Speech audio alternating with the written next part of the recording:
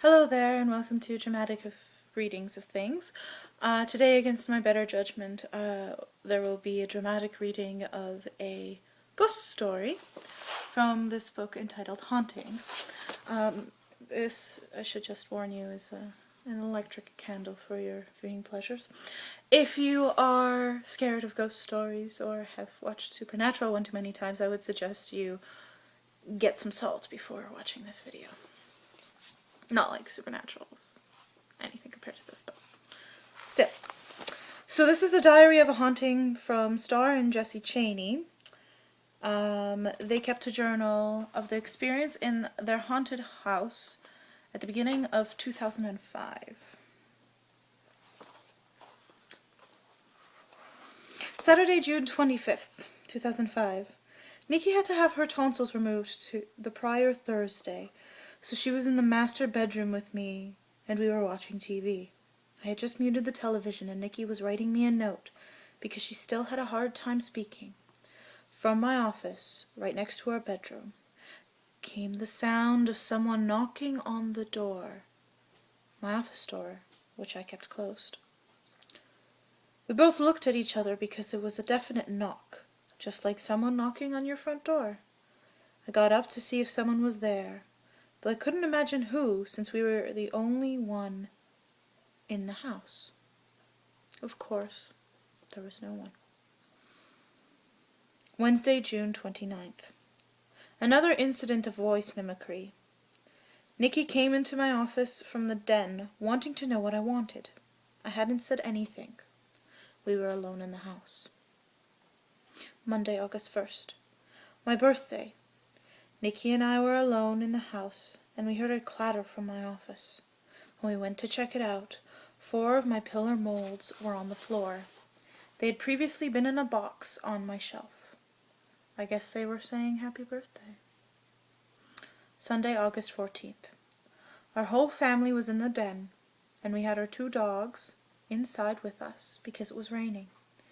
We were talking back and forth when we heard a loud voice come from the front of the room that said, "Puppy."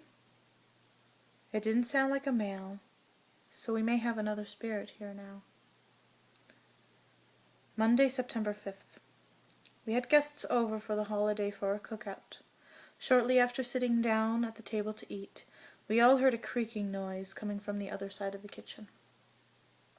When we turned to look, one of the cabinet doors was slowly swinging open, all on its own.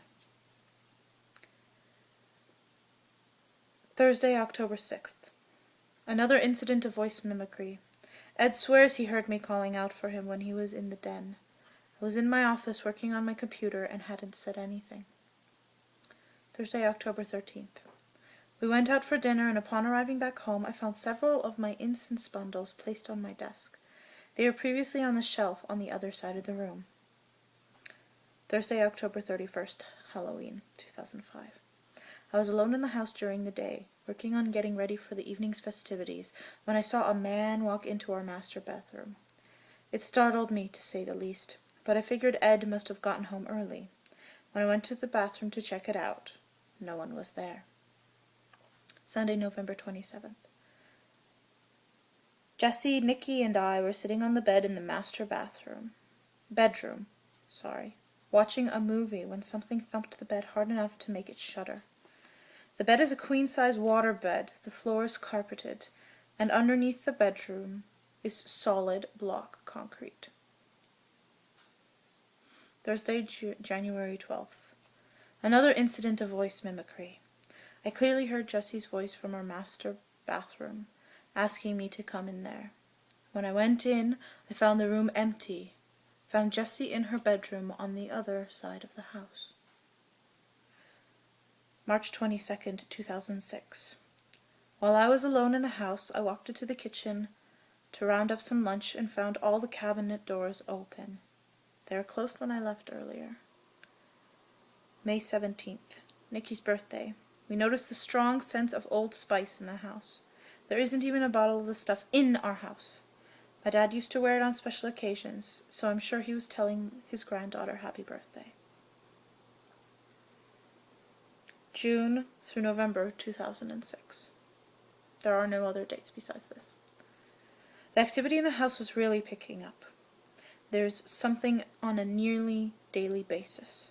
Most involve objects being moved from where they were left, our kitchen cabinets being opened and closed, and actual sightings of people in the house.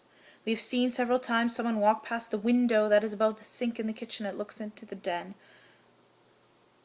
Due to the home extension, the window was removed and there is just a finished open area there now. We hear our cabinets being opened and closed as if someone is looking for something, but upon inspection, no one is there. That's just my dog. Just August 14th. Our ghosts were fairly inactive the first half of the year, 2007. We had even begun to think they were no longer around. They sure proved us wrong. Jessi, Nikki, and I were all in the master bedroom, having a girls' night, watching movies and eating popcorn, while piled up on the bed when we heard the back door open. That was followed immediately by footsteps of someone crossing the den and entering the kitchen, and the sound of cabinet doors being opened. We figured Ed had come home early, but when Nikki checked it out, no one was in the house but us. September 13th. Today, just as we were setting up for the radio show, Jessi saw what she thought was Ed walking into our bedroom. She said, "Is Dad home tonight?" To which I replied, he wasn't. When we checked, we found it empty. October 1st, 2007. Things have really started hopping again. For the past week, on a daily basis, we have encountered the bathroom and closet doors near the master bedroom opening on their own. We close them and yank them to make sure they are closed. Jessi and I actually happened to be looking down the hall from the master bedroom when the bathroom door opened on the first day it began happening.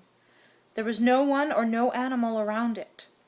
All the other times it has happened, we have heard the doors click as if the handle was being turned, and hear them open. How does the story end? Up to you. Adieu.